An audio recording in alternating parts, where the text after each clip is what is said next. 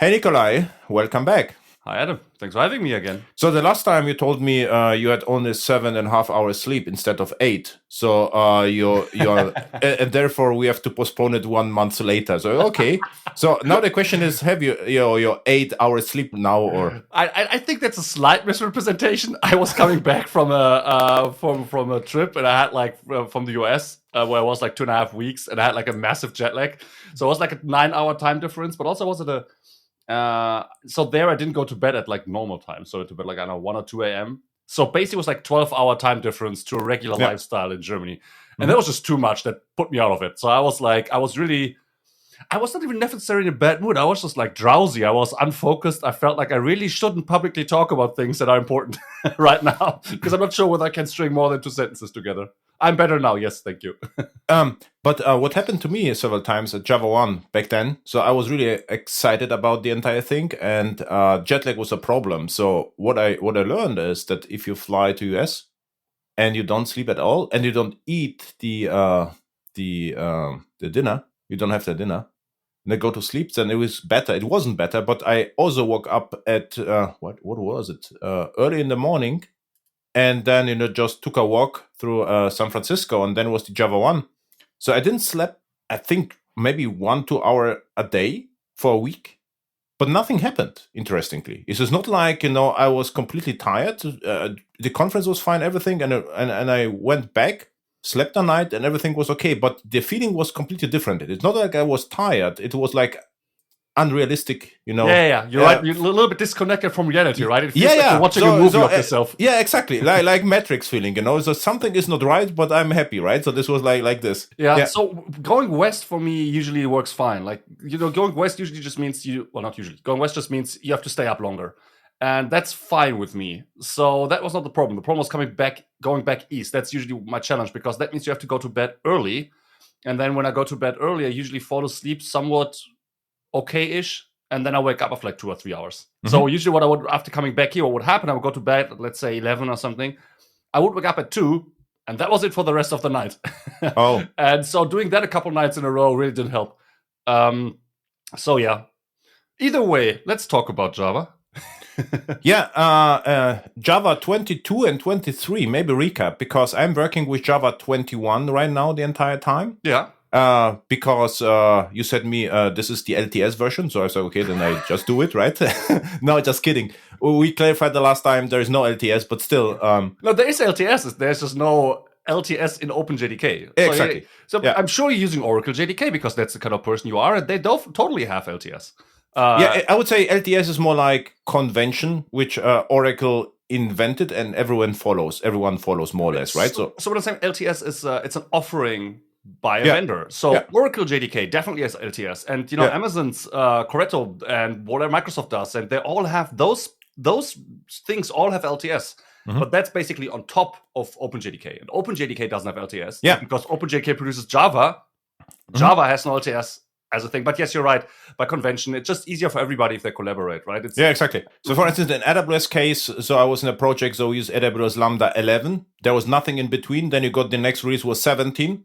Nothing in between, and then the last one is 21, which is very suspicious. If you correlate that with Oracle LTS, it is similarities are there. So you are right. So, but nothing in between is a little bit galling. I would wish that the in between versions would at least be offered and supported for the 6 months that they get public support in the OpenJDK repo as well. I think that would be nice, but maybe it's too much effort. I don't know.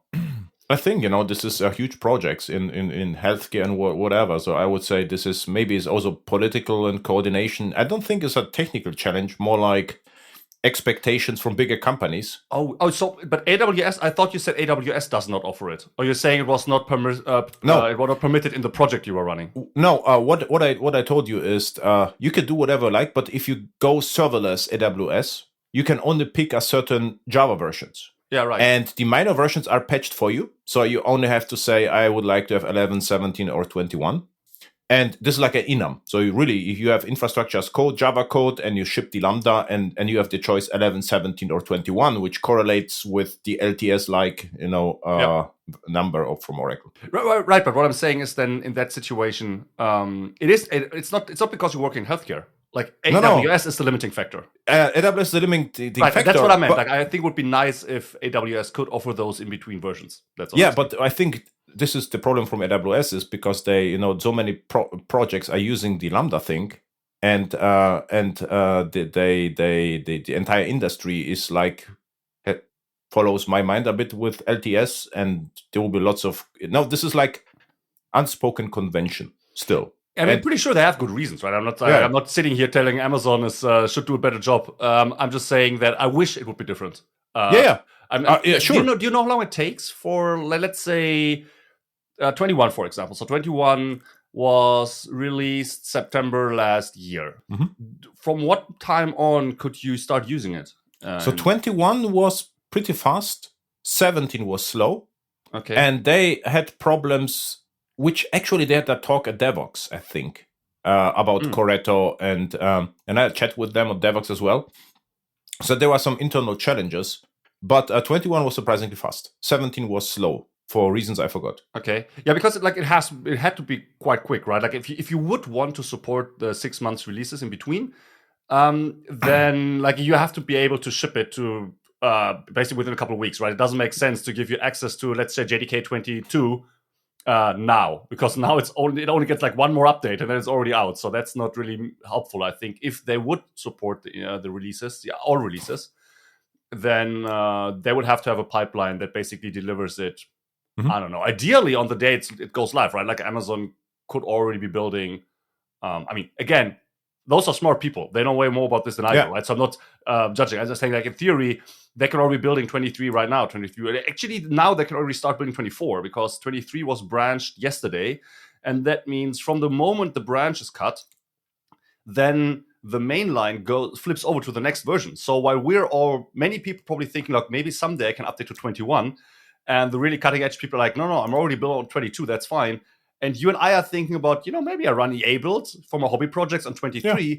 The main line of JDK will now switch over to 24 because the 23 branch is cut. And so that's just, I would say stabilizing, but it doesn't really make a lot of sense to use that word anymore because the main line is so stable that there often doesn't go, there's not that much going on in the release branch, at least not after ramp down phase. And they have also different challenge because they offer Intel and ARM. And they also offer the snap start with is a variation of crack.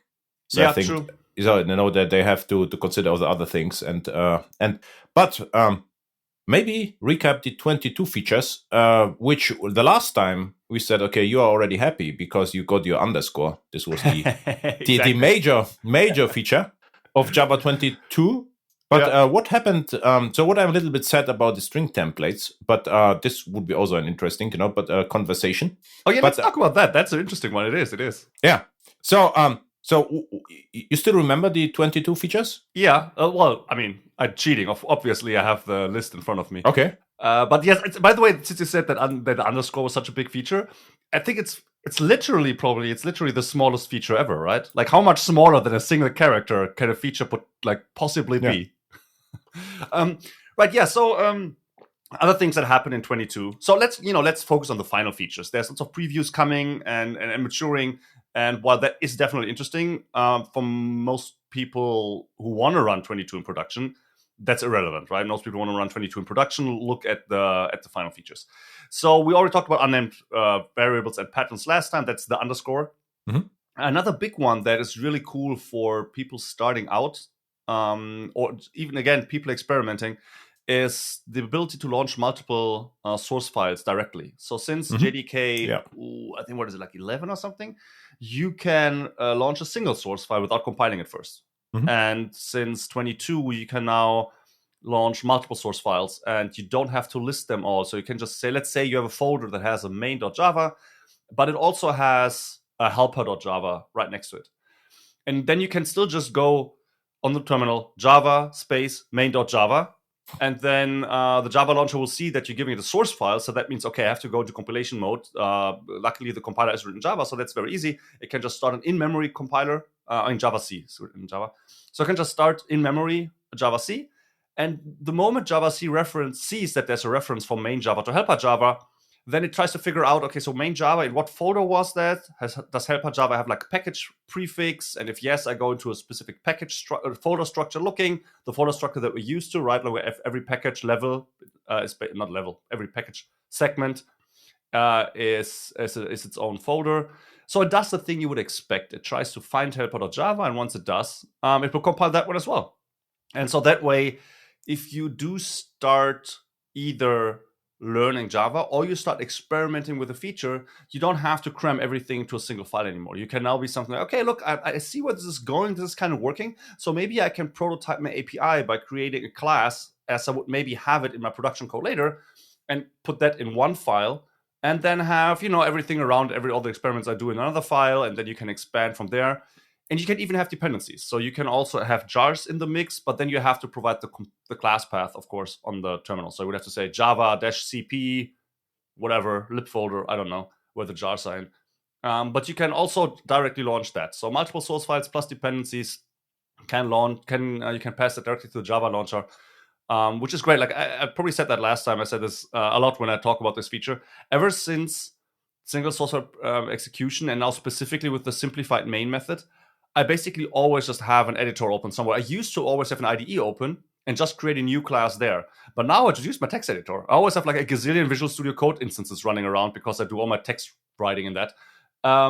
So I just create a main.java wherever I am and just put void main in, just to verify, for example, something I put in the script to make sure that the code actually compiles, because I tend to code the code examples in my text editor, which is a really bad habit because I sometimes overlook stuff. Like the other day I wanted to say if title.length larger than 30, title being a string, but I somehow forgot the .length. So the resulting blog post had if a string is larger 30, which of course doesn't make any sense. That's what happens if you code in fenced code blocks. But making it easier to have those examples, for example, in its own source file, is really helping. And I think it's just, if you get into the habit of just doing that, I think you'll be surprised by how often you just want to try something. And now it's super easy. I use Visual Studio Code for years, actually, right now. And even before a regular project, Maven project, and the reason being is because I'm usually working on multiple projects at the same time, so in the cloud, I always have infrastructure project, and the real projects I have at least 2 independent projects, and then the pipeline project. And with Visual Studio Code, it's very easy, very fast, just to launch it in a folder, right? So you say code -n and dot, and you have it. Yeah, that's and really with cool. IDEs, it's harder. I gave that a command line shortcut, so it's just VSC on the command line for me to open. Okay, my is CH, so mine is shorter. You see, code here. You're better. CH code here. This is, and what it does behind the scenes is code -n dot, right? So you're 33% more elite than I am.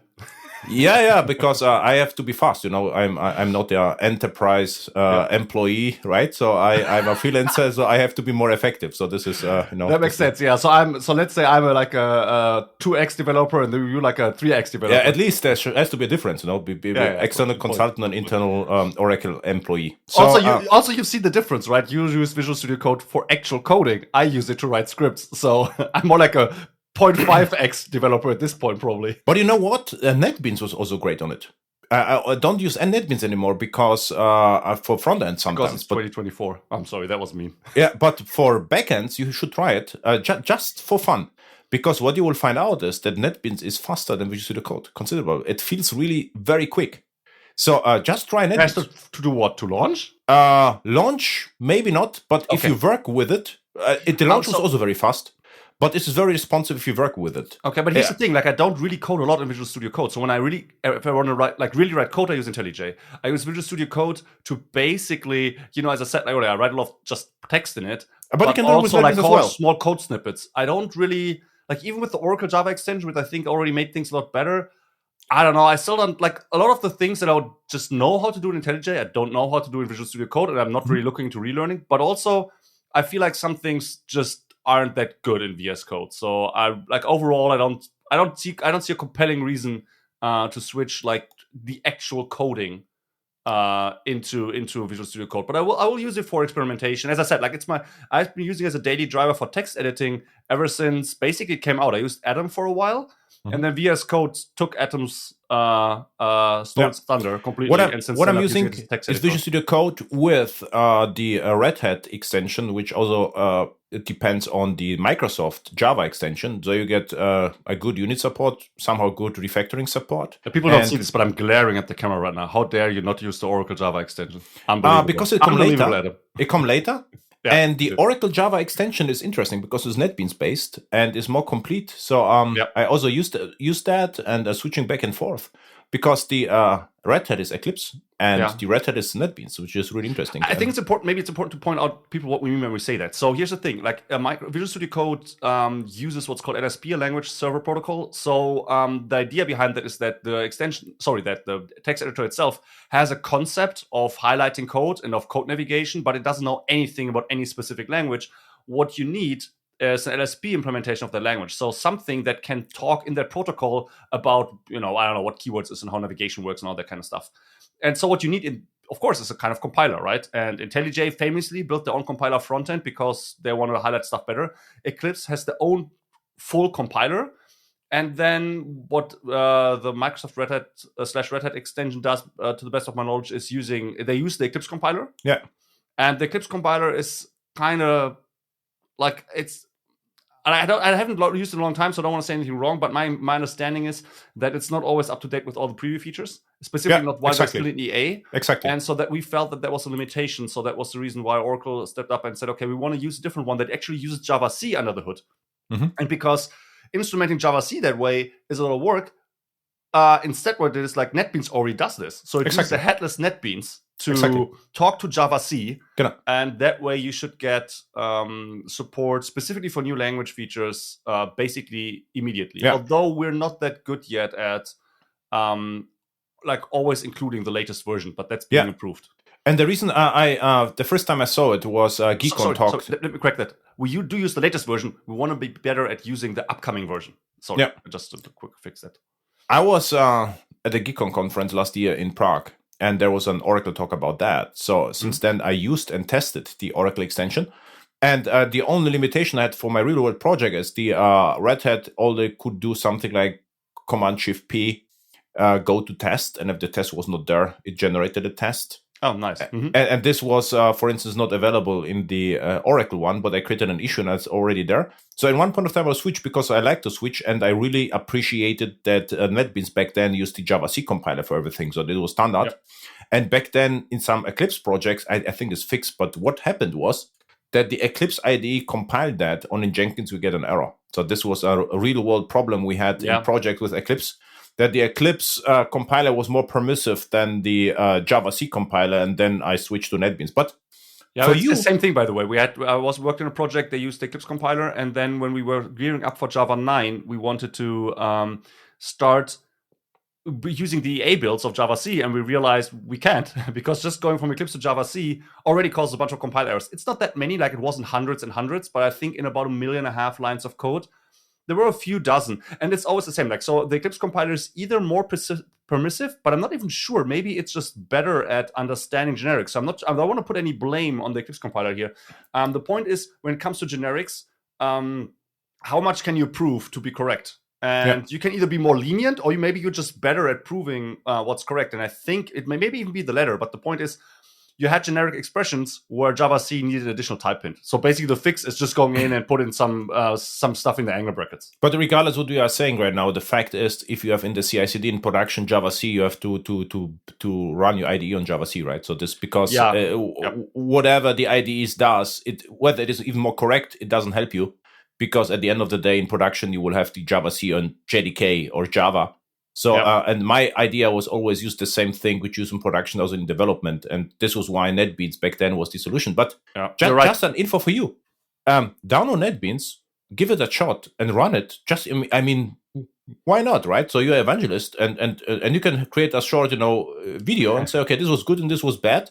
This is there. Does it have dark theme? Yeah, it has. It is then I'm willing to give it a try. This is Darkula from IntelliJ. And I like from time to time check out, NetBeans, and I'm surprised how fast it feels. Okay. Do you know it? Just try it and open some projects, and it can open, Freestyle project and open Maven project without any. What I don't like in IntelliJ is, the ceremony of import model or whatever. I just hate it. So I would like to open and work with it. And NetBeans and Visual Studio Code just do it. I can just open. That's a good point, right? That's the reason why I use Visual Studio Code if I just want to random. Like I know I have a code base and I just want to quickly look something up. I also use Visual Studio Code because I can, as you say, I can just go into the folder, just open it, and then go from there. And intelligently. Yeah, but this happens multiple times a day. So it's not like I'm spending 20 hours in one project. It's more a switching back and forth. I have to do it, and with IntelliJ, I will lose time. So for me, regardless how good it refactors, it's not refactoring I'm doing all the time. I'm actually building more, and VSC is good enough, and NetBeans was better. But the problem with NetBeans is I can open a Visual Studio Code and edit from time to time YAML, which NetBeans is not very good at, or so the Visual Studio Code comes with more editor support for strange things like CSV and whatever, right?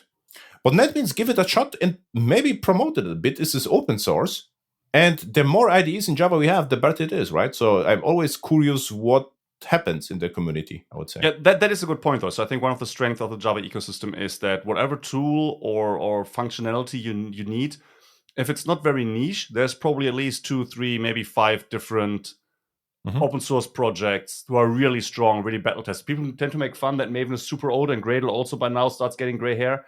I think that's upsides, right? Like build system or IDEs, same thing, or testing frameworks, all of those things. Those are complex beasts, and you can't just create one and it will work for all the cases somewhat reliably. Those things need to be battle tested. I think it's really strength of the Java ecosystem that you have multiple battle tested version, which is like the best, basically, I think, of the .NET and the JS communities put together, because .NET usually has mostly just the Microsoft choice. But those are really working decently well, right? Because the whole ecosystem is using them, so there's a lot of battle testing on there. Whereas JS goes the other way. It's like, no, let's just have like a bunch of different projects. You have a lot of choice, but who knows how long they're already around, how long they will be around. And Java sits in the middle where you have a really good amount of choice, but they're usually all running well. Like, for example, mocking or testing or web servers, just web frameworks. There's often a king of the hill, like Spring, for example, the web framework space, but they're really, I don't even want to call them alternatives. They're just really good web frameworks out there that kick ass, and that's a pretty cool situation to be in, to be able to choose between Spring, Spring Boot, Quarkus, Halidon. I'm sure I'm missing some. So that's JEE, of course. Yeah, but the problem is in this particular case is our experience and our pre-assumptions, right? So I had already a nice chat with Christian Steiner about Bach, for instance, Bach. Oh, yeah. Okay. Yes. And with others. And for instance, what happened to me, you mentioned Java E. And for years, I used Maven because my Maven POM was 40 lines of code, never longer, 2 dependencies, and I was done. Mm-hmm. Now I'm using Java from command line. And what I need from time to time, or always, an executable jar. Mm-hmm. And funny enough, to have one main method with executable jar and one single dependency, usually it is some kind of SDK, JDBC, or whatever for my command line tools. My Maven for CLI is longer, 3 times as long as my enterprise Maven in Java E. Because now I need my plugin, Shade plugin, which one dependency, and I have a template on my GitHub, so I clone it, but this is bad. If someone starts with Java and has to create Maven POM, which is longer than the Java code, something is wrong. And therefore, tools like BLD or Bach, stay tuned, are actually, this Bach is like a tool first standard based on Java C, and BLD is this was also covered on this podcast, is like very lean build tool which builds from scratch Java. This is what is maybe missing. Yeah, exactly is this. But how's it missing? It's there. It's there, but we should promote it a bit more. Okay, yeah, maybe, yeah. But that's what I mean, right? Like, look at all the choice. Like, we have like 2, like we sit here, we like, not about us. We have Gradle and we even have Bazel, but we need more choice, and we not about choice. us. It's pretty amazing. They are. Yeah, that's true. It's no. What I'm speaking about are PHP, JavaScript, or whatever developers. Yeah. They look at Java, look at Maven, and say you are crazy, because they don't know how the Maven projects look like, and it is not immediately clear that we have other choices. Because 88% of all articles are about Maven or Gradle, and we only discuss Maven or Gradle. And we never say there are other choices. We can use multi-source files. I know you are doing this, I'm doing this, but it should be more that say, okay, Java is also usable as a language out of the box without any additional tooling. You can use Visual Studio Code, you can use NetBeans, you can use Z, for instance. You know Z? No. ZED. You have to look at this. This is an editor without support for Java, interestingly, but this is the fastest editor on earth. No, I do know the claim. Yes. Okay, it is GL accelerated. If it would come with LSP or Java support, it would be also interesting. And it has a place if you do, for instance, I do it more and more Java for automation, so I use it all the time, but I didn't have the need to do it for years because of Java E projects, So, and I think the time right now with Java multi-source files, for instance, what I already thought as you explained that. There is a Java library called org.json. So we covered this. And this org.json library is actually pretty popular. So I see it more and more in projects. It's like a JSON, but it is the reference implementation of JSON. It's called org.json. Mm-hmm. And the interesting part is it has no dependencies. So if you clone the library and run Java multi-source file in the library, it works. So I created a video and showed it, and it works. So it's just surprising. Okay. So maybe what we could do, have a repository awesome Java with such libraries in GitHub, where you can just clone it without any compilation, without any Maven, and just run it. This would be like a positive touch. Java is nobody knows about that, but you can use it this way. And this is what should be done, because right now, if I go to conferences, show something, why are you not using Gradle or Maven? Like, okay, because both are so similar. I don't care. I use Maven, and if there is and Maven is a little bit faster, and maybe I cannot code in Maven, but I don't have to code in Maven, so there's end of discussion, right? But the real discussion is, what if there are no build tools and you use something different, or what you can do with Java with simple editor? Does it work or not? And this is the interesting discussion for the future for new Java developers. Yeah, I think you're speaking to a larger issue here. So as I said, I just basically made like a whole point about how I think it's so cool that we have so much choice. That's great if you're developing like large applications, right? Then it's great that you have all of these choices, and that you have tools like Maven, like Gradle, like IntelliJ and NetBeans, who can tackle the complexity that comes with such a large project. Yeah. But the flip side of that is that those same tools and the amount of choice is often can easily be overwhelming to a beginner, right? Like just getting started with like, what even is a JDK and where I get it from, already that can throw people off. So this amount of choice and variety, and I don't want to say complexity. Well, maybe complexity to a degree, but complexity that is appropriate for the complexity of the different problem spaces that we want to use Java in. All of that is a problem for a beginner, and the step on top of that is, since Java is used in a certain space, most people using that Java talk in that context, right? As you say, exactly. When we go to conferences, people talk to one another. Everybody assumes, yes, you know what Maven is, you know what Gradle is, you know how IDE works, you know what a testing framework is. So we basically all talk in this circle. And while Java can be used, and increasingly that's what specifically OpenJDK is pushing for right now, but also those simpler build tools, for example, making sure that Java has, or let's say, for example, data mining and machine learning, that Java either stays or becomes more powerful in those areas for beginners, for machine learning, for other things.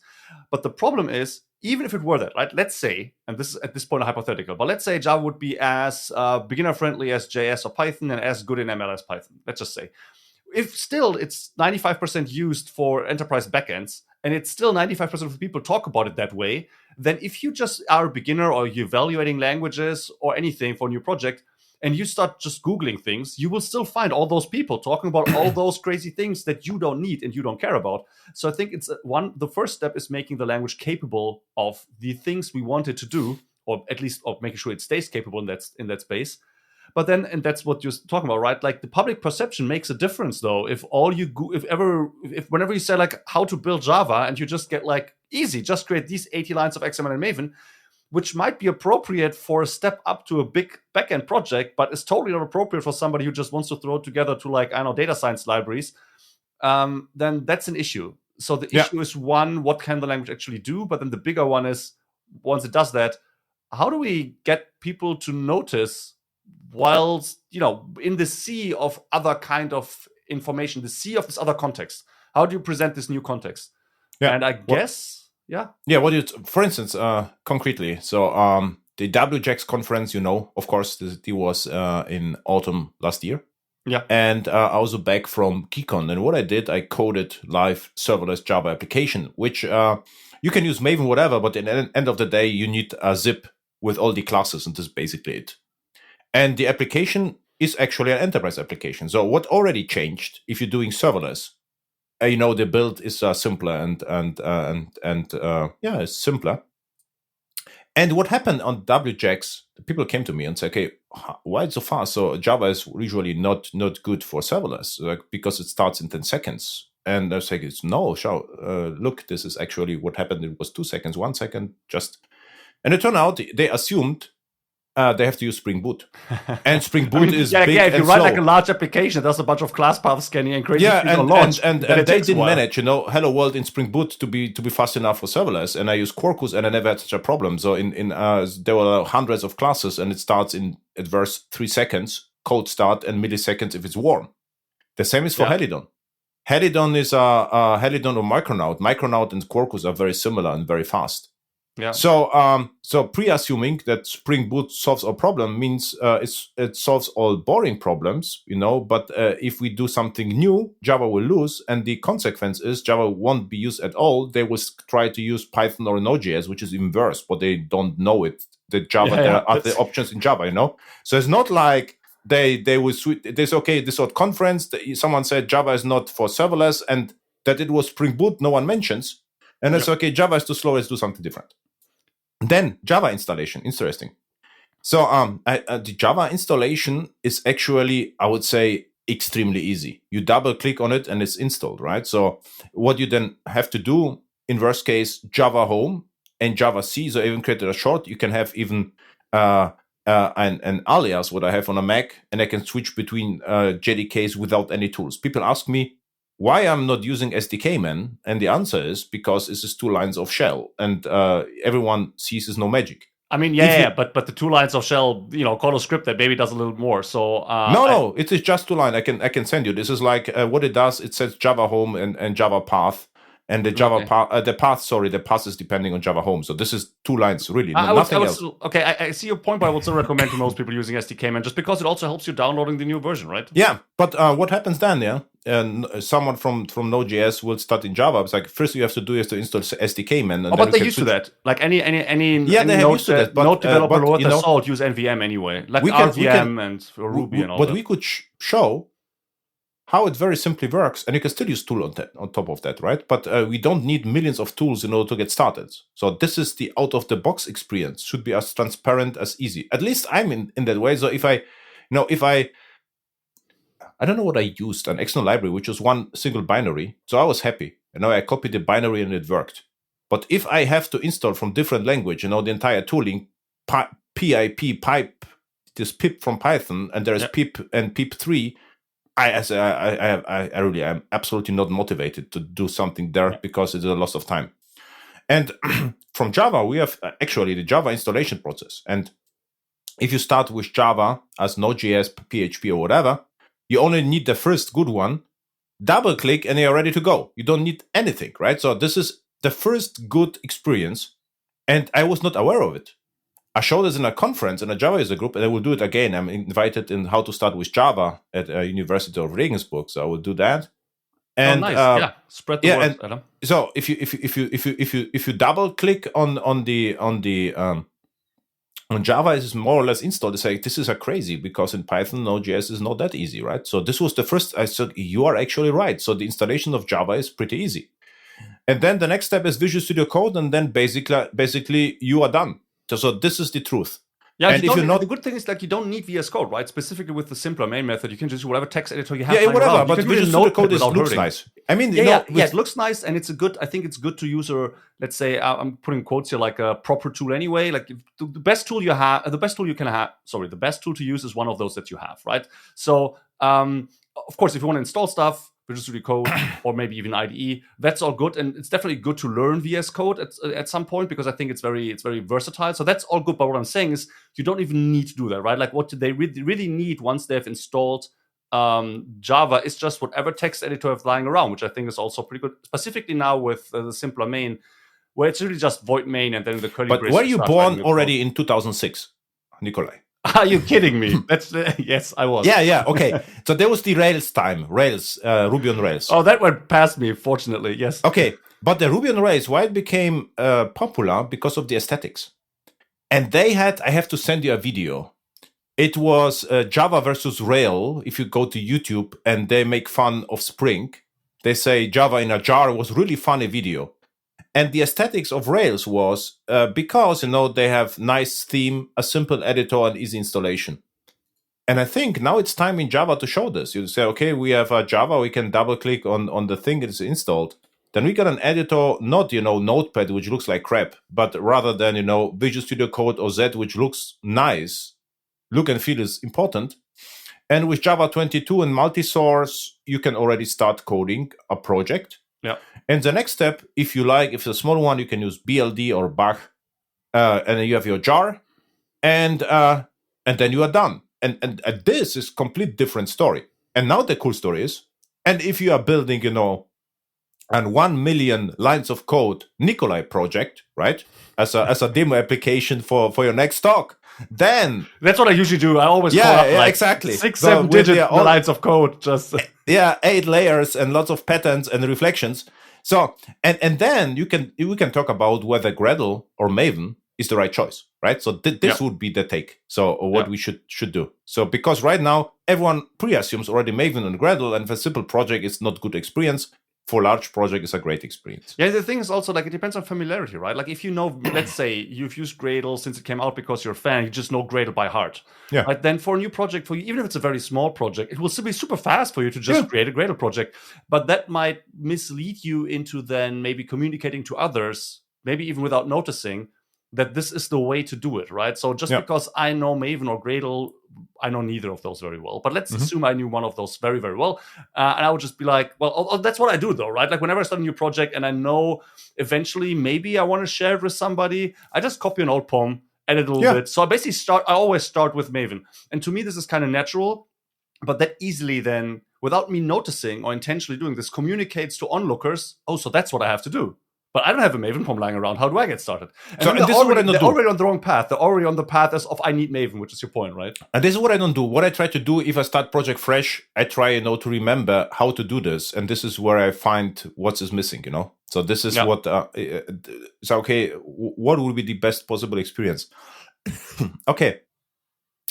So, That makes puts a check mark behind the first feature too that we wanted to discuss. This was we are very fast today. 22 features. we are very fast today, but what I just wanted to express with the minimalistic approach, just maybe open the door, to new project like BLD on Bach, that new developers could get new ideas how to create minimal standard tooling which is only based on JDK, or in best case have a JDK minimalistic building tool which ships already with JDK or OpenJDK, or this will be the best possible experience, because the other languages already doing this, and whether this is right or wrong, I don't care. I would like to have at least the same experience as other developers from other languages. Right. So I think a simple build tool in OpenJDK would definitely be good. Specifically, like something, it would be enough if it's geared towards getting started, building single jars that contain the whole app, that kind of stuff. Yeah. I would guess a big issue here is, I think, where we talked about this. Clearly this is solvable. I'm not saying it's an impossible problem, but it is not a trivial problem either. Is you wanted to download dependencies, and then you have to consider what and how. I think everybody agrees that we don't want to bake Maven Central into OpenJDK. So you would have to figure out a way for resolving, like formulating, right? For example, just the artifact ID, group ID version, the GAV coordinates that Maven uses, is already something that it's super hard to work around. Like you basically already would have to do that, but that already is also some other project decision that you would then bake into OpenJDK. So I think we all agree it would be good to have a good way to build stuff, but the only way this is really solving an actual problem is if it can also download dependencies. Because Yeah, if what it I would cannot, do- then it would suck. Like then it's Yeah, just, I mean, then it's still nice kind of to have, I guess. But how do you get a jar? Like, But the version 0.1, right, would be enough, to create an executable jar and maybe look I disagree. in. Like there needs to be a path. Like once, like I get your point. Like, wouldn't it be enough to have like at first only do this and then we find out the rest later? But what if the rest does not have a good solution? We cannot have a half-assed build tool that you can only use once you already got the jars, because the problem is that due to the dominance of Maven and Gradle, it's basically impossible to get jars and the dependencies jars through anything but a build tool. And I know that in the past, you could still download from like Hibernate, for example. That would have a zip file on the website that you can download Hibernate and all their dependencies. I'm not sure whether that still exists, but I would claim it's rare. I do not know whether there's any decent chance to start, for example, Spring Boot or Quarkus without a build tool. Like, do we even get all the jars from somewhere? So whatever build tool you build has to be able to resolve dependencies. And so there has to be a solution for that before you can even get started. Yeah, it will be pluggable with Java module system. Yeah, that's right. But the problem with pluggable is then if you have to get a plug from somewhere, like let's say that it'll be like if we would build like an enterprise grade solution, the solution would be simple. Just have a dependency resolver or whatever that has the task to read the dependency coordinates and get you the jar, and that will be pluggable. But we want beginner stuff to work out of the box, right? So anyway, all I'm saying is, yes, would be good to have. It's not trivial, but you talk to Christian. I think Christian is at least to a degree looking into this. So let's just hope we get something like that. Cool. So we have the first feature. Yeah. So we have a few more, right? Yeah. Okay. So let's talk about a small one. That would be region pinning for G1. So I think that one is. That was something that you can't really do anything. It's just something that G1 can do now on your behalf. And if you are using G1 and native code, then this will improve your garbage collection experience and probably overall the performance. So what's happening is if you come to native code, you can pass Java heap objects to the native code, and then the garbage collectors tasks it to make sure that they remain in place, that they don't get moved around. So the garbage collector, let's say you call C code and you tell the C code, look, there's a string here on the heap. Then if the garbage collector moves that string around, then all Java code knows about the new location, but the C code wouldn't. It would just access random memory. So that can happen. So the way this is done, if you pass this, you can basically tell the garbage collector, look, this is a thing now. I'm using this. I'm passing this off to native code. Please don't move this. And in the past, G1 would solve this by basically not collecting at all. And not moving things around at all. And since G1 does have regions, what it does now on JDK 22 and later is it identifies the region that reference is in, and then it collects everything else and it just leaves that region untouched.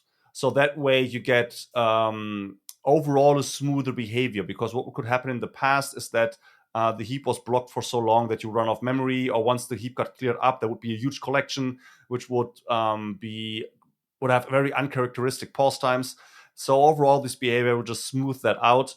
And yes, if you have like tons of references that block all the regions, you can get into the old state again, but that would be uncommon. So the idea. But you could set up the size of the region in the past, right? You can set up region size, yeah. Although, so then if you do it small, then it solves the problem. Right, yeah. Like the smaller you make the regions, the more references you would need to block half the regions, right? Like if you have, let's say you have 2 regions, one reference will block half the regions. If you have 20 million regions, you need at least 10 million references well distributed to block half the regions. But of course, the region size has other impacts as well. But yeah, definitely. So if people are using G1 and they are using native code, maybe not directly, maybe the dependencies are, then this could just make your overall experience with garbage collection smoother. Fewer regression and pause times, for example, and no stalling. Cool. Okay, so that was a small one, as I promised, because I think we're both not extremely into garbage collection and native code, because if we were, I'm sure there would be more to talk about. The other big one, probably the biggest one, to be honest, on 22 is that the foreign function memory API is now final. So that has been in some form of incubation since, 14 or something. So there has been first the foreign function API and then the foreign memory API, or the other way around. One of them started incubating, the other started incubating, then they joined forces into the foreign function and memory API. They went from incubation, which is highly volatile, to preview, which is much less volatile, but still not set in stone.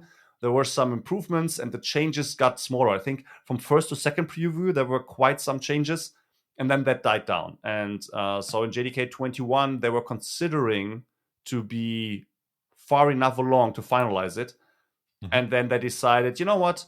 Let's just have it go like one more round on the preview circuit to see whether we're really there. Which, by the way, I think is a great example for how LTS does not exist in OpenJDK. Whatever theory you have about how LTS influences feature selection in OpenJDK, whatever theory you have, JDK 21 will disprove it. JDK 21 has stuff like this could have been final like FFM, but just the last minute they said, you know what, let's just sit this out for another while. Which, if you think in LTS terms, you wouldn't have done. You have things that preview for the first time in 21. You have things that were finalized. So whatever argument you want to make that these LTS releases, and I'm putting quotes up here now, are less experimental or push more things through, all of that is wrong. So FFM is a good example of things are not getting pushed into LTS. It's just, they weren't confident that it was done. Let me take a look. I don't recall right now. Was there any change? I have the impression there were small changes on. You are really burnt by LTS by the term, right? Oh, so no, you have some therapeutic session. So if you have to go, to your therapeutic and say, hey, can we talk about LTS again? No. I picked this fight. I was like, so here's the thing. Okay. I at some point learned how it was, and then for like a year or two, maybe more longer, longer than a year or two. I learned this a while ago. And then I realized there's a huge misconception out there. And somewhere I was like, you know what? I kind of feel like I should correct this misconception. Okay. So I made this one infamous video about it. And then I was extremely surprised by how many specifically Java champions were like, either what you're saying is wrong, which is just bonkers because it's clearly not wrong.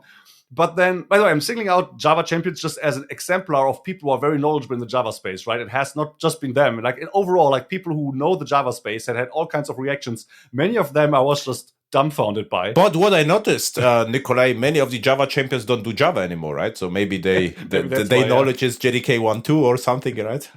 Yeah, maybe. So the other thing is that the frequent reaction I got was, okay, like you're technically right, but I'm still going to call it LTS because it's more comfortable or more convenient. And the problem is, if you know Java really well, and every time you say LTS, your internal monologue is, well, it's not quite like that, but I know what's happening.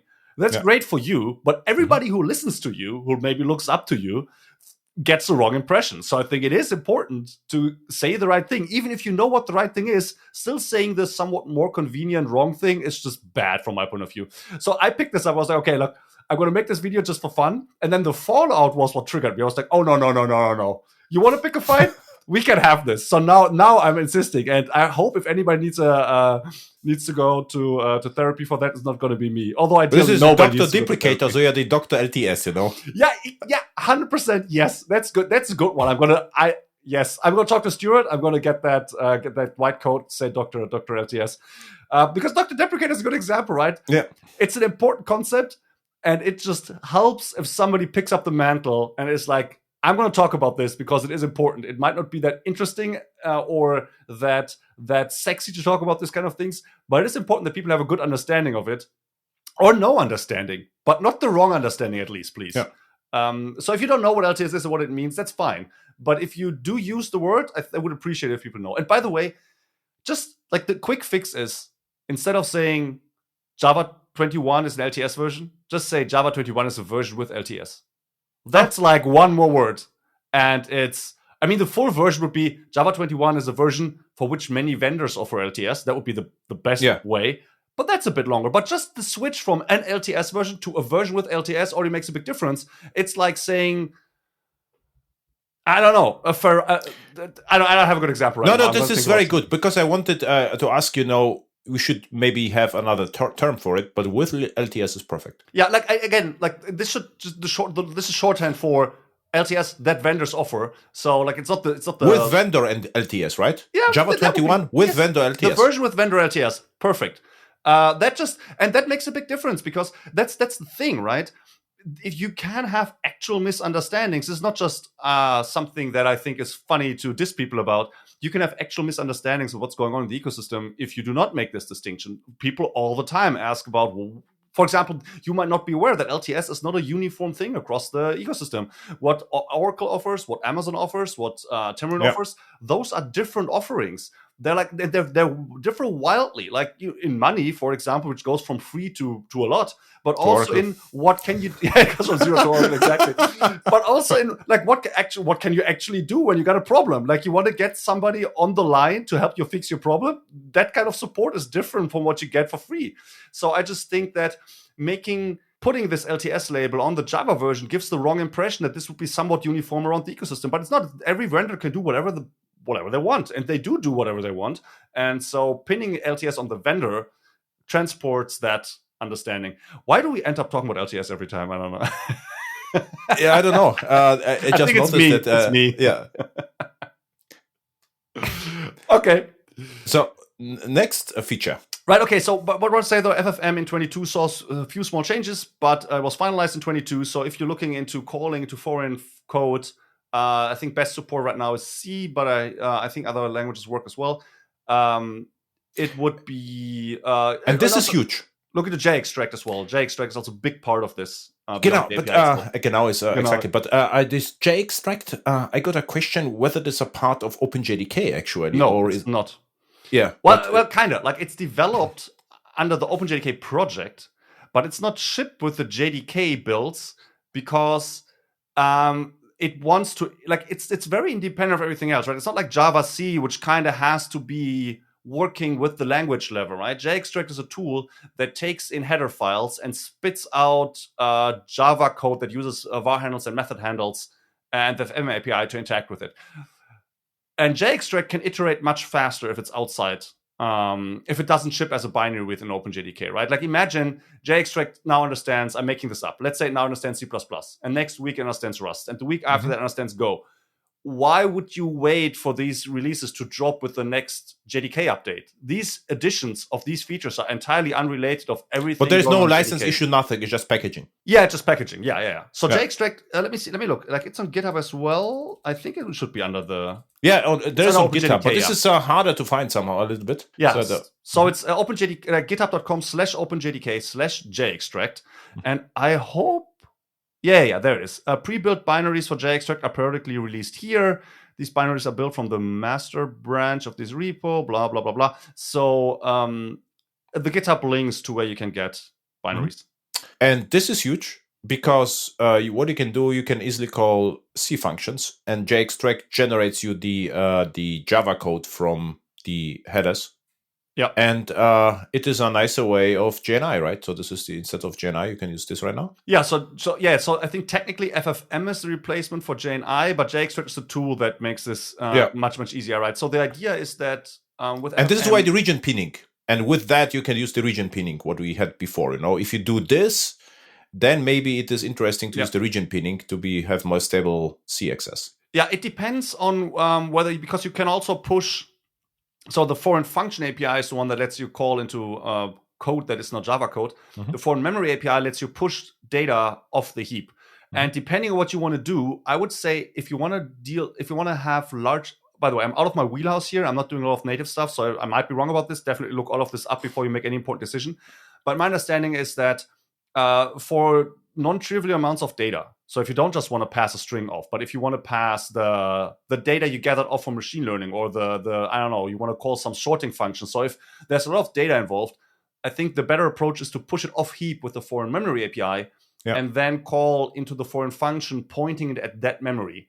And so then that is already out of reach of the garbage collector anyway. And then those two systems do not negatively interact. So but it's almost like a pattern what you said right now, right? So the usual way. But this is why I say the both features are somehow related. The region pinning and this is what express. And the idea, so as I said, like method handles and var handles are used to call into native code with the foreign function API. And that boilerplate code is A, not very pleasant to write, but more importantly, B, can be generated. So the idea here is that Jextract creates from a C header file a Java API that is basically one-to-one, that has the same method names, the same method signatures, all of that. And then we would write, as a Java developer, on top of that, we write an API that is more Java, right? So you would not use the basically Java from the header file directly in your application, you will probably create a layer on top that just gives you a more convenient API. So maybe instead of 5 ints as parameters, it takes like a record, right? Yeah. Or it combines 2-3 methods. And next layer, right? So added value layer for convenience. Exactly. And you would expose that to your users and then, or to yourself, right? And then when the new version of the C library comes out, and that's very important, specifically in the space of machine learning, this is important because those libraries develop very fast. And the problem is that the JNI way to update is also hard. So the people working in those, because for example, there is a layer above TensorFlow, as far as I understand. There is, I think OpenGL has a Java layer, so people are doing that. But it's a lot of work. Like these are volunteers, right? Open source people who want to do this for the love of the game. And it's demanding a lot of them. And the idea here is that those update steps get easier. So if you're tracking a project, you will rerun Jextract, which will recreate this base layer. And then the Java compiler will tell you where your layer on top goes wrong, right? Because maybe the C function dropped an argument or changed the name. And then you will just get regular compiler errors because the Jextract generated Java code will have a different name and one less field or one less parameter. And then, your Java code will give you a compiler error, like, hey, you're calling this method here that doesn't exist. And so the idea here is that when a new version comes out, you rerun Jextract, and then you just, in quotes, depends on the change of the underlying API, of course, but then you just change Java code to update the API, which I think is much more convenient than before. Okay, and I think that was already it on 22, by the way. So if I'm not mistaken, those were the 4 final features. Yeah, I'm looking over the list right now. That was the 4 final features in 22. Should we go to final features in 23? Before we do this, I have just a small topic, which is huge. Are you aware of Mr. Alfonso Peterson? Not by name, I think. So Oracle employee. So he works on GraalVM team. Okay. And what he managed to accomplish is a single source file, a Java file, called llama2.java, as well as llama3.java. Okay. And maybe you're aware of the open source Llama 3 and Llama 2 AI projects from Facebook. I think I've seen that recently. Was that recent that he did this? Yeah. I created a video. I've recently seen chatter about Llama and Java, but I don't know what Llama is. So it's an LM library? Llama is like GPT, but open source. Okay. Yeah, I think I've seen this. Yeah, okay. And what he did is, with Java 21, very easily, you can clone the repository, and the name of the repository is llama2.java, so llama.java. And without any external dependencies, he accesses the model and runs the inference. That's very cool. This is crazy because for enterprise project, what it means is you have now GPT-4-like experience with pure Java, without Python, without any stuff between. Yeah. And the cool stuff is this is one single Java file with about 1,000 lines of code. That's not a lot.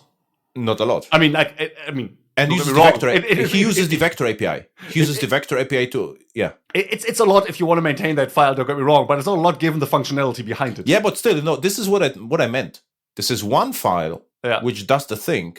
Yeah. And it is made, of course, we can split it in 20 Java classes, but it could be also one. And this is actually a beautiful example. You can open it with the code and just run it. That's really nice. And what it means is you can now include the thing, right, to Quarkus Helidon or LangChain for J, and run inference on an open source model. And we had a chat on the podcast, and what turns out that the Llama is a kind of JPA standard access to AI, right? So JPA, what is JPA? JPA to Hibernate, Llama is to different models. So there is another French model called Mistral, which is somehow Llama compatible.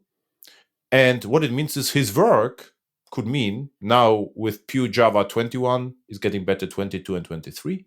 We can just access, external inference model without any third-party languages, which means for enterprise, more maintainable, more stable, no memo leaks, no garbage collector pinning. You can just run it, and everything we mentioned earlier, right? Like the other strength of the Java ecosystem that people know it very well. It's a lot of tools, exactly. There's a lot of experience in that space. All of that's extra because Java has, I think, while Java the language might not be top of its class in every field. I mean, clearly it's not. It's top of class in a bunch of fields, and then it's like second, third, fourth, fifth place in some others. But that's just if you look at only how suitable is the language to this problem. And then also, I mean, also the immediate ecosystem in the sense of what libraries do you have? One advantage that Python, for example, has is really good and easy to use visualization libraries, which is great while you're exploring data, while you're trying to put together an understanding of data and then later feed it into training a model. So, but the wider ecosystem, Java is like unbeatable in that space, right? The amount of just top A grade projects, S level, S tier projects, and variety of choice, as we said earlier, it's just huge, and that's big. And if Java can bring that to bear, Java doesn't have to be top of class everywhere. But if Java creeps up the list from like 5th place to like 2nd place in some of these spaces, the rest of the benefits of Java, including that they're like 10, 12, however many million developers, could easily put it on top, right? Yeah, but for instance, for the AI stuff or LLMs. So what I did, I actually looked what happens in Python and LLMs, and what the truth is, Python is not very good on AI or LLMs. What Python is very good is to calling C. Yeah, exactly. So what usually happens in such LLM projects, and that the Python just calls the C libraries, and the developers don't even know it. But the cool story, 100%. That's very important to understand. Yeah, Python does not do like the hard lifting. It's not done. No, it's just syntactic sugar. But what Alfonso did, he calls the inference directly, without C. Yeah. So it's not like he calls the GNI, he uses the Java Vector API and it understands the model directly. Okay. So what it means is he bypasses the entire Python and C and just works with the model using Java Vector API. So what we're talking about here, this solution is better isn't the model written in C? I'm confused now. Pardon? Isn't the so what usually happens, there are more, the llama is specific. So the llama is just like the model is just like a huge file. And usually you would use C libraries to access that, and the Python will call the C libraries. Mm-hmm. And but the what's inside the model is a huge amount of numbers. And what Alfonso did, he uses the Java Vector API, which represents the numbers, and loads that to Java memory, and performs inference on JVM, which is crazy fast. You know what I'm meaning? Yeah, so we have a pure Java LLM integration. Yeah. Which means if this works, Java is on top now, because we have now, the native integration with the numbers, which is the model. Yeah. So I think that's like the plan for the idea for the future is that if you want to do high performance stuff like machine learning or any other like physics or just scientific number crunching, all of that, they're now hopefully like at least like Java should support this in 2 different ways. The first one is the way that it's just getting done, right? The foreign function memory API together with Jextract would be, okay, there is a good solution out there that you want to use from Java, and you can do this more easily now. But yes, the next step is currently being worked on is do this natively in Java. The Vector API is one thing you mentioned, and clearly value types from Valhalla are the other big piece. Babel, Project Babel, and there's lots of crazy stuff going on. Yeah, so the Babylon, right, exactly. So Babylon to offload. Babylon or Babel? Babylon. Yeah, Babylon. Babylon. Okay. But but the root is the same, right? It's about the language confusion at the Tower of Babylon. And the idea here is that you can offload computation to, for example, a GPU. Babylon can do more than that, or will be able to do more than that. It can also... And Tornado VM, you're also aware of it, right? Yeah, so Tornado VM is a good example. Tornado VM is already allowing you to offload stuff onto the GPU. And basically the idea behind Babylon is that something like Tornado VM, maintaining that or developing that would be much, much easier. The issue right now is what they have to do is they run the Graal. So Tornado runs the Graal just-in-time compiler, because the Graal just-in-time compiler has an intermediate representation. I think it's even called IR, intermediate representation of the AST that it creates. And they then take that intermediate representation and then they GPUify it, which is intentionally vague because I don't know the details there. So it can then run this code on the GPU. And so that's a lot of extra steps that they have to go through.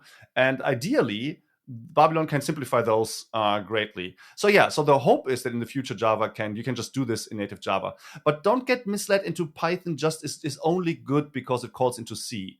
An important part is that Python is also a system that, first of all, it's the language they know, as I said earlier. The tool you already know already has a big advantage over the tool you don't know. And many people do start learning programming in Python, and they also start learning number crunching in Python, because not only, yes, you can call to C, but also the way the type system works and the amount of libraries in the scientific space and in the visualization space just make it easier to get started in that area and then also to follow through. So I think it will be feasible for Java to compete in the execution of models with Python. I actually think that it's very likely that it can trump Python there in the long run. But the exploration, the creation of model, the whole part where you're just still basically being in square quote in quotes now doing the creative work of AI. I think for that it will be much harder for Java to compete. It won't be impossible, but it will be harder just because you're absolutely right. But those other elements. Yeah, you're absolutely right. But I mean, in practice, this is the developer experience, right? Versus how to call it operation efficiency. Yeah, good point. Yeah. And for instance, to give you an example, right now in the cloud we use an hashmap-like API, which for Java developer is crap if you can use SQL and relational databases. Mm-hmm. But the fact is, our solution costs a fraction of a relational database, right? Mm-hmm. And the same is true for Python. So if you run serverless Python, it will execute 30 times fast, 35 times slower than Java. Mm-hmm. So you can save with Java a huge amount of money. And this is also a truth that Java is crazy fast and still convenient. There's a trade-off. Yeah, absolutely. Yeah, and this is, in one point of time, the entire thing has to run. And I would say my impression right now is that the creative process is almost done. So we have a GPT-4, and it is questionable with whether GPT-5 is going to be a lot better than GPT-4. I mean, this is now the question: do we get AGI or whatever? And I don't have the impression that every company will train their own models. So more or less LLMs are there, and maybe there will be a subset of models or more specific models, but we will use the models, right? And the question is now, everyone in enterprise would like to have, the LLM solution. And the question is how to integrate LLMs efficiently. And if Java can do it natively, it's huge. If you have to install Python first and then call from Java to Python or to C, is a mess. And we had it already 20 years ago as Java came out. There was a question how we integrate with C code or COBOL code or whatever. And this JNI was also always a messy because concurrency, garbage collection was always a problem. Mm-hmm. So this is what's interesting time right now, and more projects going to Java because they can save money. And if someone can save money in enterprise, they will save money. And this is actually good news to Java, right? Yeah, no, I agree. So it's definitely the case that I'm not in the in the Python ecosystem, so maybe I'm just wrong. But my guess is that there are not that many backends written in Python, right? I mean, surely there exists, but I think there's a reason why Java is so dominant in the backend space, and this is where AI application will happen, right? As you say, development will happen elsewhere, but the use of these functionalities will happen in the backend. Also, let's not get overly hung up on AI. I mean, it seems to be like an important technology for the future. Likely, probably, but also there's a bunch of hype behind it, and I think the development of this technology was basically on a logarithmic. Sorry, no, both of us were wrong. On this S curve. What's it called? Logistic curve, right? Yeah. The S curve, where first everything's basically down at zero, then it picks up speed. It goes up strongly in the middle, and then it starts to flatten out again, right? That's how often technologies evolve and how often market share evolves. And now the question with AI is, with GPT-4, for example, where on this curve does it sit? Because my understanding, and that's very, very rough, of AI in the AI space is that even experts in that space are not convinced that we can ever get to something like AGI, right? So is GPT-4 the early harbinger of what's to come? Or is it already close to the peak of what this can deliver? And so we don't know, right? And I do like to make fun of hypes like AI and like NFT before that and like blockchain before that, because oh my god, there's so much scamming going on in all these spaces. Like there's so much hype. Like a couple years ago, every gaming company wanted something with NFT, and they all realized that's a shitty idea, and so they stopped doing that. Now I just read, a friend of mine just sent me this. Let me see whether I can find it quickly. Crap, I think the answer might be no. There it is. Okay. So AI Bias, that's a company. AI Bias leverages an LLM to integrate AI capabilities into inside software's flagship firmware solutions. Blah blah blah blah. Inside UEFI bias. It provides the ability to interpret the PC user's request, analyze the specific hardware, and parse through the LLM's extensive knowledge base of bias and computer terminology to make the appropriate changes to the BIOS setup. You will have AI-enabled BIOS chips. This is either I'm way off mark, or this is exactly the same bullshit like putting NFTs in all the games. This sounds bonkers. But realistically, my prediction may be, so if you think about this, let's say GPT-5 comes out or GPT-4. I would say in most projects, we don't need a GPT which can extract stuff from Bible and at the same time, whatever. In my projects, what we need is maybe fraud detection. Yeah. So I think the future is going to have a very specific LLMs which are good in one thing and not the others, right? So one which is maybe a state machine-like, one is able, to convert like ETL is able in good creating CSVs. Huge value, right? So it is unstructured data, and it can create for you, from unstructured data CSV or JSON. Yeah. In such a model, I don't need GPT-5. Maybe this GPT-3 is good enough with, which runs very good on this particular use case. So you mean like when the model and the training data is specifically selected for this purpose. Yeah. So what you're basically saying there is these tools will just become these things will become mostly insular tools. They will not be used to be general. They will be incentives, right? So but if that is true, if what we're seeing at the moment is already kind of close to what can be achieved in the peak, because if we're still far away from the peak, right? If what all these AI enthusiasts think could happen in the next 10 years does happen, then the whole way we would develop web backends would be way different from with just a tiny little addition of AI, as you just described. Yeah, but really I don't think hallucination are solvable, and the entire. Yeah, that's a good question. That's a very good question. Is that a solvable problem? Because if it is a solvable problem, then this can get much better, right? But if you always have to contend with like 5 to 10% of the information being just made up, but even 1%, or even 1%, but exactly. Even 0.01%, because all the transactions work. Case. Yeah. So in my project, I was in task forces when every 3 months a transaction went south and no one knew why. And there's huge amount of work. If you consider the total amount of transactions and the one, this was maybe 0.0001. So either it is completely okay, or we have to change how the applications are working, which has to be done anyway. So it's like eventual consistency all over. Yeah, but what eventual correctness? But eventual correctness, exactly. So, but what I wanted to say is also the performance. If you run GPT-4 or Claude, whatever, which is more powerful, it takes 10 seconds to complete. So I would say what will happen, even if they are 1,000 times faster, it's still too slow. So I think the true solution is to have very specialized models which are faster and smaller for your particular needs, or you have the AGI model which does everything. And I'm more optimistic in the more simpler side, where you have more specific isolated models which run locally, and the inference happens locally, and this is where Java will shine. Yeah. Because if you get the AGI which is huge, then you have still the problem you have to run somewhere, and it's not going to be energy efficient, and then it's also to be going very expensive, or more expensive than a small model. Yeah, specific for some large services, right? Like even if you could replace 90% of your development effort with basically having Git Cobalt, for example, write like some code that then offloads all the tasks to some general AI system, intentionally not calling AGI, but like a generalized AI system like GPT, but it has 10% of the performance, then for any decently sized project, the additional cost for operations is actually larger than just hiring 10 good developers who solve the same problem with at 10% the runtime cost. So maybe it would be easier now to have a call center which answer all the AI questions per telnet. This would be. I'm just waiting for it. Where they say, okay, GPT was too expensive, so now we hired 20 highly skilled workers. We just answer. They are the GPTs pool of. GPTs. So this is like there's such ridiculous effects already now, right? Everybody who deals with text wants to include GPT, right? So it's like, oh look, you just give me a couple of bullet points and I can expand an email from that. And then there's also the offering of just, here's the long email, just summarize it to me.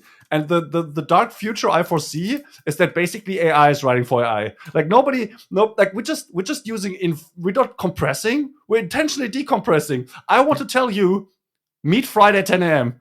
but that sounds rude, right? So I blow it up into like 2 paragraphs of text with ChatGPT, and you're like, I don't read that shit. Exactly. Just give me a summary. This is terrible, right? Like in communication, humans, it's just what happens on like social media.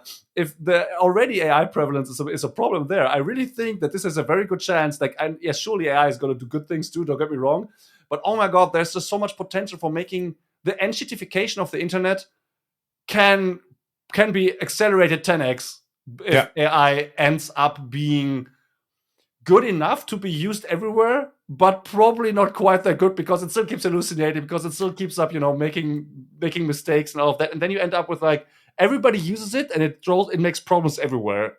But it might still be because hype or because cheaper, and all that just sounds terrible. We had a similar effect in so at the beginning we had aware of Java remote method invocation, which I still like. So you can invoke remotely in you're aware of the API, RMI. So it just uses serialized Java objects. And then it said, okay, but the problem is it is binary and it is not human readable, and they introduced XML. And the XML problem was it was orders of magnitude larger than the serialization. And then they came to genius idea, but we have XML with binary encoding internally. It's like, but this is great. So you have now XML, which was supposed to be readable, but in order to is too big, now we have a binary encoding, which doesn't make it any readable. So why we not roll back to just binary communication? This is exactly on AI level. But my suggestion now is very quickly you walk through the Java 23 bullet points, and we decide whether we will do another show just about Java 23. Oh, right, yeah. Oh, look, but here's the thing. Java 23 has only 2, because we skip previews entirely. Java 23 only has 2 final features. And yes, I'm 100% on board. Let's quickly talk about those. So one of them is Markdown documentation comments. So if you are writing Javadoc, that's great. If you're not writing Javadoc, you're doing it wrong. You should be writing Javadoc, at least occasionally. Every getter and setter and default constructor should be commented. So this is a getter, this is a setter, and I'm a constructor. Yes, thank you for the cynicism, Adam. But yes, exactly. That's what I was proposing. If you have something that's called getName, definitely you need returns the name.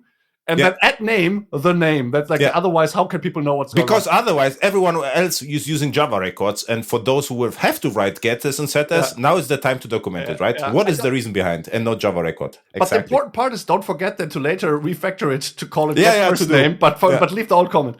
No, but seriously though, so what I think is, like, little aside, why I think everything needs Javadoc not everything, but what I say, like, everybody should write Javadoc.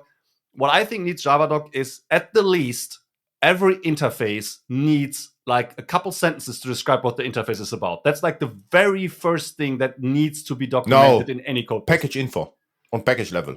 What is the purpose of the package? Yeah, okay, good. Yeah, good-ish. I mean, it's a higher level, so it's less to write, so maybe, but I still think types are the first point I would tackle. So, and then probably maybe also the classes. Like, if you have 3 implementations of the interface, it's really super helpful if any developer can tell why there are 3 different ones and what the no one has that. If you are interested in interface, 80% of our cases, the implementation is impl.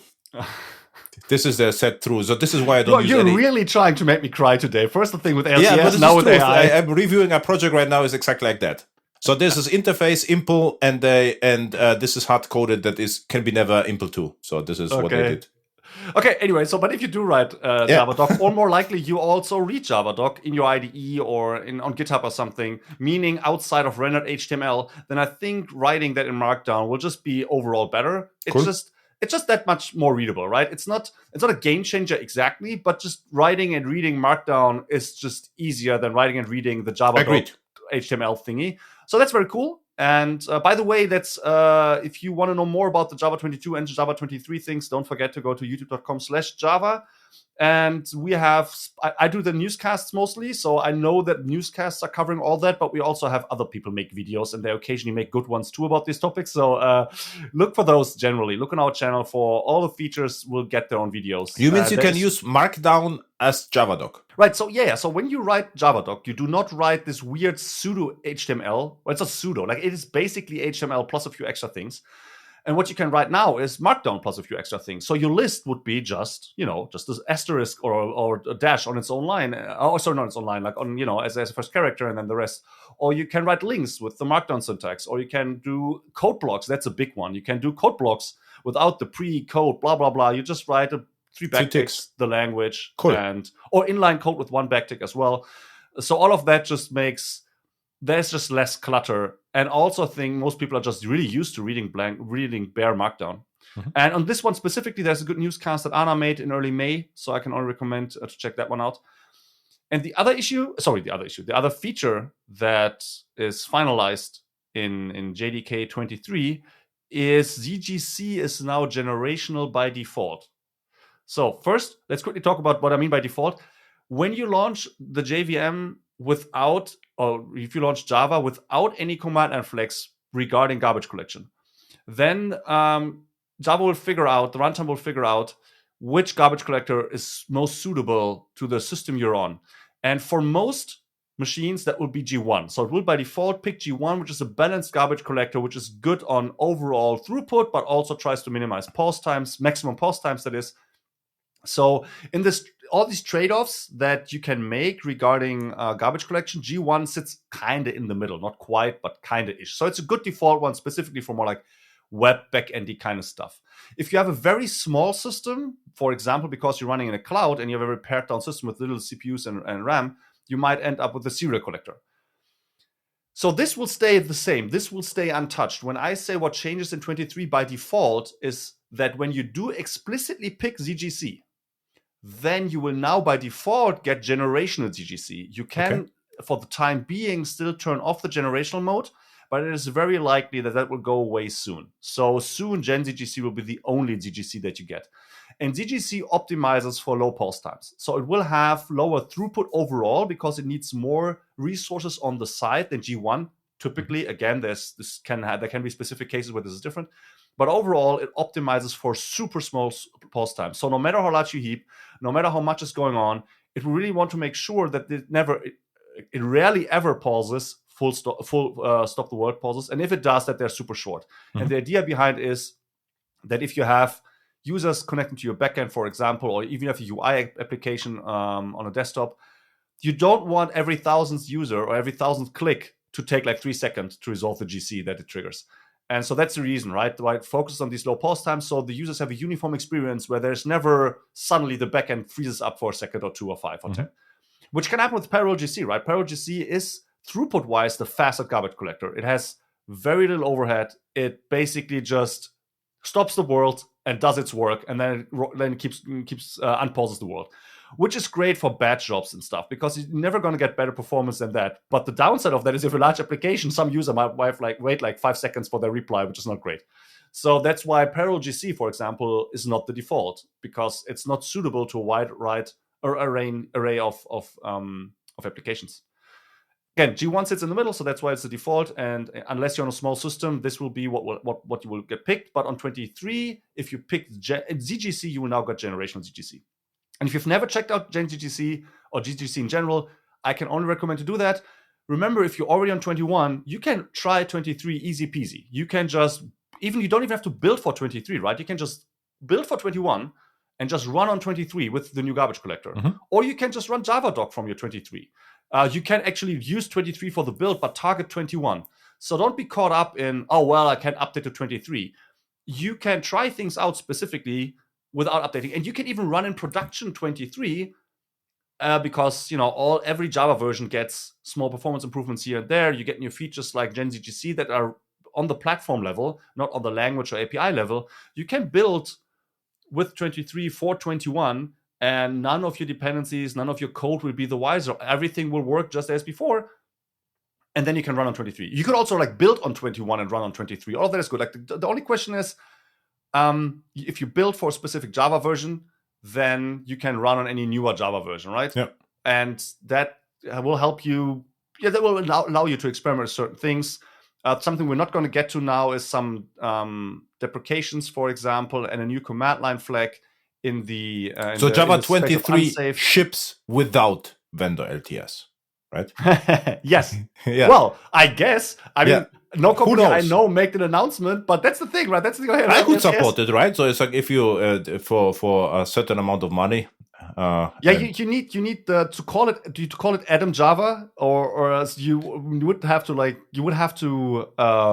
get the TCK from Oracle. So that's not entirely trivial. But beyond that, yes. Okay, so it's not that easy. So maybe next episode. I mean, you don't need Atom JDK though. Can't you just say, I will support? Here's my telephone number. Call me when you have issues. I will support. I don't know the OpenJDK branch for forever. Like if you support the OpenJDK branch for 23. Yeah. Do you have LTS? Then I mean, kind of like that. I wouldn't call it support. I would call it maintenance. But nonetheless, like then that's so the OpenJDK with Adam's LTS. Yeah. I mean, that's basically what companies do, right? They you don't have to put in special sauce. You can just, in quotes, take that. For example, Corretto, right? Amazon's Corretto, they do a bunch of stuff in their JDK. So it's not just OpenJDK. It's OpenJDK plus X. But you don't have to do this. You can just build OpenJDK, and that's it. I mean, I think Oracle JDK is actually pretty much that. I'm not 100% sure, but I'm pretty sure it's basically just OpenJDK. One question to Java 23, the final one. So it means they ship with Markdown parser, right? Yes, there's no Markdown parser in there. But the specific Markdown parser is, of course, implementation detail, but it uses common mark. So Markdown is not one language really, right? Like it's more like a collection of similar but not quite identical things. And then common mark was created. And then Java uses common mark, but of course it also adds special sauce. So for example, you can have just the brackets, and then so I don't know which are the things. I mean, don't mean like the round parentheses, and I also don't mean the angle brackets, but like curly. No, not curly. Like, I think it's brackets, right? The one with the 90-degree angles. I think it's just brackets, right? Yeah, I think so. Yeah, right. Yeah. So you can use those brackets. The one, if you write Markdown, you put into brackets the text, and then you put in parentheses behind that the link. Right? And what you can do, you can put in brackets, you could put the name of a Java class, like the fully qualified name of a Java class. And then the Markdown parser, the Javadoc Markdown parser, will turn that into a link to that class to make it easier to link to classes. So that means that it's not quite common mark. It's common mark plus X. And you could use the parser API directly without Javadoc? I would be extremely surprised by that. It would be interesting, right? I don't know that, but I don't think. I mean, surely reflection, blah blah blah. Somehow, but with some misc unsafe, maybe Yes, but let's stick to no. Yeah. Also, like if there's, I mean, clearly there's a Markdown parser, but it's probably hidden in the Javadoc tool, right? So I don't think it's available from Java, like from a regular Java program, will not even be available. Yeah, you could have a remote procedure call. Come on, man! Just get a dependency. There is a Java common mark implementation. You do know that, yes? Yeah, cool. So it was a fun discussion as well, extremely focused this time on Java 22 and Java 23 features only. Yeah, barely. We talked barely about LTS, about AI, about the on-ramp. And next time we can have a more freestyle conversation about, the surrounding topics. But what I would like to talk with you the next time, if you have time, regardless what it is, was about the string templates. Because this is I would like to have, and it should come at least in 24 or whatever. Then I don't want to. It's not impossible, but I wouldn't bet on that. Then I will really offer Adam's LTS to have it in production somewhere, right? So that's a super interesting topic, by the way. And I'm just gonna go out on a limb here. I'm not sure when you will publish these podcasts, but can I say when we record this, or is this the secret sauce that the audience shouldn't know? When we record this, this is of course this is the June the 7th, right? Yeah, actually, I think I already implicitly said that when I said that JDK 23 was branched yesterday, because that was June 6th. Right. So we released a newscast on June 6th, which goes through all the Java features in 23, and also mentions string templates and gives us very quick rationale, which is it's like the special syntax for STR is not quite pulling its weight. The goals that they want to achieve, they can achieve probably in a different way. And so this feature will probably get a major revamp. And because it wasn't clear what exactly that would look like, instead of having something as preview in 23 that is very likely not going to be even close to the final implementation, they pulled it. So that's why there's nothing in 23. And when it comes back is not clear, at least not to me. Maybe those people working on it do know, but I don't. And I feel like there's a lot going on already. I'm not sure whether there's the bandwidth to really go back to templates, string templates, and from scratch and come up with something for 24. It's not impossible, I don't want to say that, but I also don't think it's terribly likely.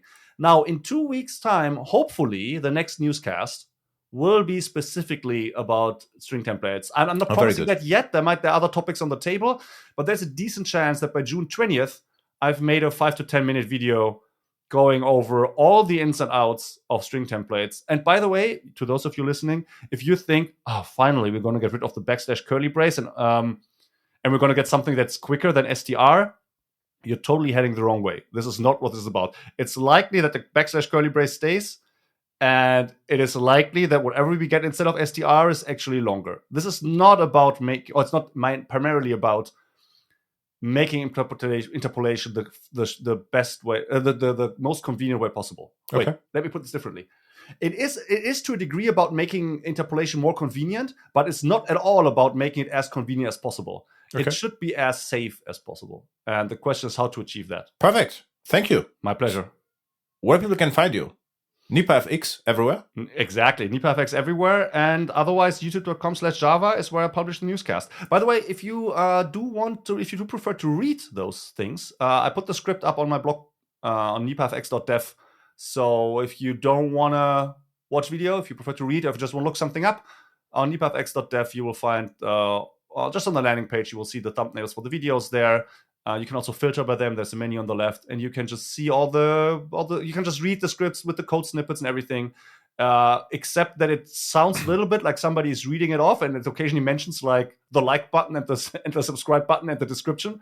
Other than that, it reads like a regular blog post. So do feel free to check that out if you prefer that. Thank you. Sure. Adam, thank you for inviting me. This is really fun. Like we keep doing this, and every time we end up with a super good, like I hope audience enjoys it as much as I do, but like it's just fun to talk about all these things and go wherever the conversation takes us. And we always end up with like, can you believe this, dear audience, that we not only went 30 minutes over time, but actually Adam had like a whole second topic that he might want to go into, and which is just ridiculous. And I couldn't open your agenda. This was the problem. So, this is a regular episode. We never had an agenda, and this remains there. Okay. But it was pretty cool. Thank you. Thank you too. See you around, Adam.